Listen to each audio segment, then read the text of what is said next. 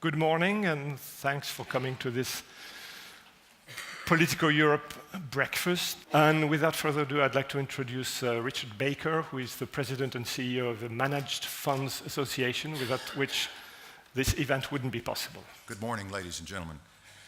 It is clear that the CMU will play an important role in the future of Europe's economy, its markets, and most importantly, its people. That can be achieved by removing, as the EU said yesterday, unjustified barriers that impede the free flow of capital across borders, and by helping all companies, but especially SMEs, have access to efficient and affordable financing from a variety of sources and types of investors.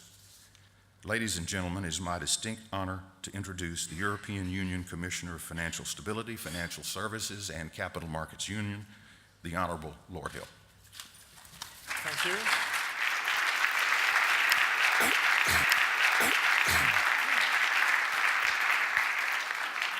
I was myself a small businessman. I had to set up, I had to try and get funding. I didn't get funding when I got going from the bank.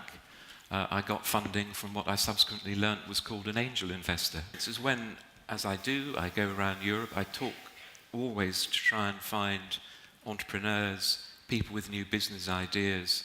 How are they finding it in getting funding? And you talk to them wherever you go, there is a common problem. We have a lack of venture capital, and that's one of the reasons why lots of our most innovative ideas are going off to the United States for funding.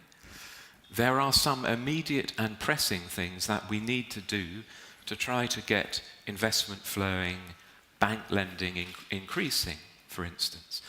There's a complex of regulatory obstacles, cultural obstacles, behavioral obstacles, that there is a lot of enthusiasm, not just from the financial services industry, but I think from the businesses that want the capital in order to be able to grow.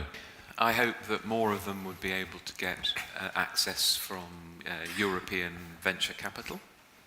Secondly, I hope that through the measures we've taken, for example, on securitization, we will increase bank lending to SMEs.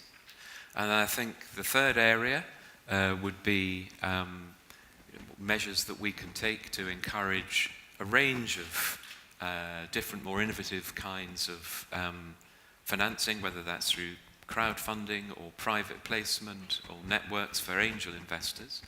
And then I'm going to have 4 rather than 3, because I wasn't counting, was this development to see if we can develop a way of better distributing information about SMEs who want capital, putting them in touch more effectively, those who want capital with those who are prepared to provide capital. The way I think about this is that it does represent a big opportunity for Europe, and that the support that there is for it from across Europe makes me feel optimistic about what we might be able to achieve, and that some of the countries that have the least well-developed capital markets might benefit from it most. And that is the job in hand on which I'm focused. Thank you very much, Commissioner Hill, for a very interesting conversation, very enlightening. Thank you very much, and we wish you well, of course. Thank you. Thanks so much.